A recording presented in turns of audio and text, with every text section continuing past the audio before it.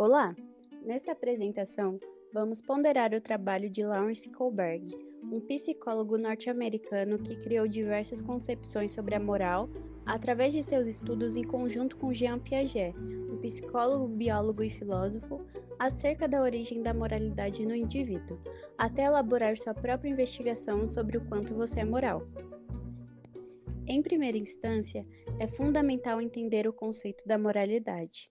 A moralidade é estabelecida pelas regras e costumes de comportamento que são definidos pela cultura na qual o indivíduo é criado, internalizando-as pelo mesmo. Já na visão dos psicólogos, as morais são regularmente definidas como as ações e valores que as pessoas têm e que as ajudam a determinar o que é certo e errado. A partir da evolução do trabalho de Piaget, que estudava o desenvolvimento intelectual desde a infância, Kohlberg teorizou que a competência humana de elaborar julgamentos morais se manifesta na infância. Mas ainda, ele supunha que há estágios particulares e previsíveis de desenvolvimento moral. Conforme explicou Kohlberg, a criança só pode internalizar os valores morais de seus pais e de sua cultura, tornando-os seus, à medida que é capaz de relacionar estes valores a uma ordem social que ela compreende e aos próprios valores dela como um eu social. Kohlberg atestava que a moralidade é proporcionada por meio de estágios morais estruturais na infância e na adolescência. Seus conceitos sobre essas etapas eram que cada estágio é um tipo particular de reflexão moral e não simplesmente uma consciência aumentada de uma imagem adulta correta. Elas decorrem sempre na mesma sucessão, logo nenhum estágio é pulado e nunca há uma sequência em ordem inversa. As crianças entendem todos os estágios abaixo do seu próprio e talvez possuam alguma compreensão de não mais do que um estágio acima, e elas não conseguem compreender os estágios superiores, independente de encorajamento, ensino ou prática.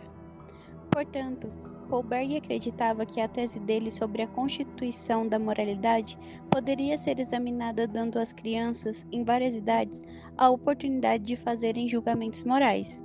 Se fosse possível descobrir que o raciocínio que elas usavam para tomar decisões morais prospera de maneira esperada em idades crescentes, ele teria a comprovação de sua teoria.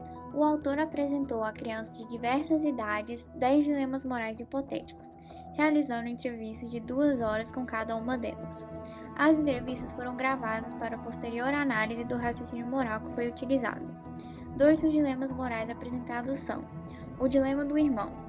O pai de Joe prometeu que se ele ganhasse $50, ele poderia acampar. No entanto, mais tarde seu pai mudou de ideia e pediu a Joe que lhe desse o dinheiro que arrecadou. Joe mentiu ao dizer que ganhou apenas $10 e depois usou os 40 restantes para ir acampar. Antes de partir, ele contou a seu irmão Alex sobre o dinheiro e a mentira que contou a seu pai. Alex deveria dedurá-lo? O dilema de Heinz. Na Europa, uma mulher tinha um tipo específico de câncer e estava quase morrendo. O médico disse que havia um remédio que poderia salvá-la, um tipo de rádium descoberto recentemente por um farmacêutico da mesma cidade. O medicamento tinha um preço muito alto, mas o custo cobrado pelo farmacêutico era 10 vezes o custo de sua produção. Ele pagou $200 pela fabricação e cobrou $2.000 por pequenas doses do medicamento. O marido da paciente, Heinz, tentou arrecadar dinheiro com todos que conhecia, mas conseguiu apenas cerca de $1.000. Disse ao farmacêutico que sua esposa estava morrendo e pediu-lhe que vendesse um remédio mais barato ou que pudesse pagar o restante depois. Mas o farmacêutico negou, pois queria ganhar dinheiro com o medicamento.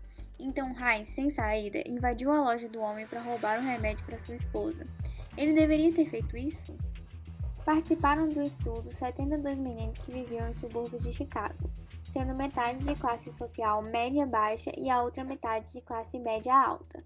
Estavam em 3 grupos de idade, 10, 13 e 16 anos. Agora veremos alguns exemplos de respostas dadas pelas crianças.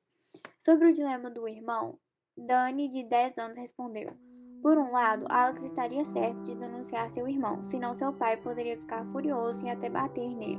Por outro lado, ele poderia estar certo em ficar calado, senão o irmão poderia bater nele. Andy, de 13 anos, respondeu: se meu pai descobrisse depois, sua confiança em mim estaria quebrada. Com meu irmão também, mas eu não iria sentir-me tão mal se ele o fizesse. Sobre o dilema de Heinz, Don, de 13 anos, respondeu: foi mesmo culpa do farmacêutico, ele não foi justo, tentando cobrar demais e deixar alguém morrer. Heinz amava sua mulher e queria salvá-la. Eu acho que qualquer um faria o mesmo. Eu não acho que iriam colocá-lo na cadeia. O juiz examinaria todos os lados e veria que o farmacêutico estava cobrando demais. George, de 16 anos, respondeu: não pode-se dizer que o farmacêutico está errado porque ele tinha direito de fixar o preço. Aos meus olhos, Heinz teria uma causa justa para ter roubado o medicamento. Qualquer um faria o mesmo por uma esposa. Mas, diante dos olhos da lei, ele estaria errado. Não posso dizer mais do que isso sobre quem estava certo ou errado. Bom, agora eu vou estar falando dos resultados. Kohlberg agrupou 6 estágios encontrados em 3 níveis, sendo esses níveis pré-convencionais, convencionais e pós-convencionais, sendo que cada nível desses possui 2 estágios. Bom, no nível pré-convencional, que ocorre geralmente no período da infância e é marcado pelo pensamento autocentrado, o primeiro estágio se caracteriza por ser aquele onde o indivíduo pauta suas concepções morais no fato de haver ou não uma punição correspondente à sua ação, sendo que quanto maior a punição, maior é a chance de tal ato não ser realizado. Já no estágio 2, que é aquele que há um egoísmo ingênuo, o indivíduo já possui uma certa percepção das necessidades alheias, mas age moralmente pela crença de que esse comportamento pode render algum tipo de recompensa. Já no nível convencional, que geralmente ocorre entre o início da adolescência e o início da vida adulta, o terceiro estágio seria aquele em que o critério moral está baseado na possibilidade de agradar ou ajudar o outro. Por isso é chamada, popularmente, de a fase do bom moço ou da boa moça. Já o quarto estágio, o bem agir, passa a ser sinônimo de respeito e obediência às autoridades, sendo esse o momento em que se crê que essa conduta é a melhor para a proteção e para a ordem da sociedade. E, por fim, no nível pós-convencional, que se estende pela vida adulta e é onde vamos além da mera conformidade, o quinto estágio se caracteriza por ser aquele no qual passamos a perceber que a justiça individual pode estar além das ordens estabelecidas. E o sexto e último estágio traz consigo a percepção de princípios éticos universais, sendo essa conduta moral guiada conforme o que é estabelecido pela nossa própria consciência. E é nesse momento que o indivíduo se expõe até mesmo à desobediência civil para cumprir tais princípios. Kohlberg concluiu que são raros os indivíduos que alcançam esse estágio moral. A gente tem alguns exemplos, como Mahatma Gandhi, Sócrates e Martin Luther King. Kohlberg percebeu que, nas respostas do experimento, à medida que os participantes ficavam mais velhos, os estágios do desenvolvimento moral subiam, sendo que isso era percebido pelo modo como as pessoas justificavam sua visão moral sobre as questões. Além disso, pode-se notar que, para que o indivíduo suba a um nível superior, ele necessita ter passado pelos níveis anteriores. Os estágios não prediziam uma ação específica da criança quando enfrentasse um dilema real, mas sim um raciocínio que a criança iria usar em determinada situação.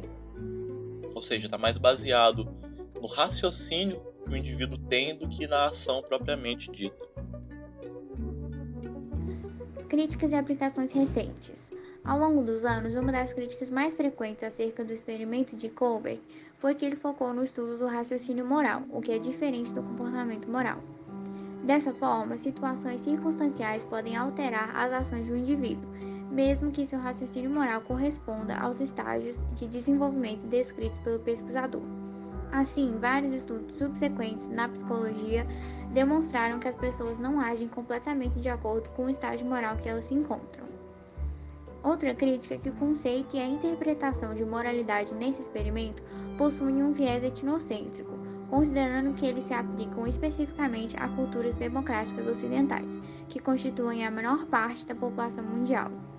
Por outro lado, em 1987, o psicólogo Snelling analisou diversos estudos que tratavam de 27 culturas diferentes e percebeu que os participantes passaram pelos estágios morais na mesma sequência e que os estágios 1 a 5 estavam presentes em todas as culturas. Também foi observado que os participantes de algumas localidades, como Taiwan e Israel, apresentaram julgamentos que não se encaixavam em nenhuma das fases de Kohlberg, pois eles eram baseados no bem-estar da comunidade, o que não foi abordado por nenhum dos jovens americanos. Além disso, a pesquisadora Carol Gilligan defende que as mulheres não se aplicam aos estágios morais de Kohlberg da mesma forma que os homens. Em seu experimento, ela observou que as mulheres mostraram maior preocupação sobre as relações interpessoais, e elas evitavam magoar os outros, o que ela chamou de orientação para prestar cuidados. Esse comportamento corresponde aos estágios inferiores da teoria de Kohlberg, principalmente o terceiro. Em contrapartida, os homens tendem a basear seus julgamentos morais no conceito de justiça, os quais se enquadram aos estágios mais avançados. Desse modo, Gilligan defende que nenhuma dessas abordagens sobre a moralidade é superior, de forma que, se as mulheres são julgadas como tendo nível moral inferior, é por causa do viés de gênero presente na pesquisa de Kohlberg. Outros estudos não apresentaram diferenças significativas de gênero nos julgamentos morais, para o que Gilligan argumentou que mesmo as mulheres sendo capazes de utilizarem todos os níveis de julgamento moral, em suas vidas elas não o fazem. Portanto, é evidente a importância que o estudo de Kohlberg teve na psicologia. Diversos estudos o aprofundaram, como o de Murgatroyd e Robinson, o qual observou qual a influência da reação de um adulto sobre as opiniões de crianças a respeito de uma pessoa que cometeu um ato condenável. O resultado foi que os indivíduos com mais de 10 anos foram pouco influenciados pelas reações dos adultos, e eles se basearam principalmente na moralidade do ato. Isso aprofunda a teoria de Kohlberg de que o julgamento moral é evolutivo. Outras pesquisas utilizaram sua teoria como base. Um exemplo disso é um estudo de Burton, o qual demonstrou que crianças pequenas podem testemunhar coerentemente em tribunais, de modo que elas são tão motivadas quanto os adultos a falarem a verdade, ou até mais. Então, concluindo, e como a gente já viu em todo o trabalho, Kohlberg, quando ele buscou compreender, como dito por ele, como um bebê amoral viria a tornar-se capaz da moralidade, ou seja, como um indivíduo, pela sua vida, viria a se tornar capaz de agir com moralidade, ele abriu um debate dentro das ciências comportamentais que segue até hoje e que tende a prosseguir por muito tempo. No entanto, e por isso também, a importância e a validade do trabalho de Kohlberg ainda deve ser analisada e ainda deve ser claramente definida. Porque uma vez que um trabalho ou uma teoria ela segue sendo estudada, ela segue sendo analisada em várias áreas do campo científico, em várias áreas da academia, ela está vulnerável a correções e invalidações. Mesmo assim, o que se tem hoje da herança de Kohlberg foi e é de extrema relevância para o desenvolvimento da concepção da moral e para o desenvolvimento da moral, tanto para a sociedade quanto para o campo científico, já que a teoria ela esclarece como as crianças organizam a moral de forma ativa, o que vai de frente com a concepção anterior e a concepção de senso comum, de que a moralização, de que o processo de moralidade, na verdade, seria só um processo de introjeção e absorção dos preceitos morais estabelecidos. Então, Kohlberg traz essa compreensão de que, na verdade, a moralidade é um processo de construção ativa, onde o indivíduo, através da interação com o espaço social, com o espaço cultural onde ele vive, ou que o cerca, ele se desenvolve e evolui através desses níveis morais estabelecidos na teoria. Então, é isso, pessoal. A gente agradece por você ter acompanhado até aqui e a gente espera que esse conteúdo tenha sido útil para a construção do seu conhecimento e para a construção da sua moral.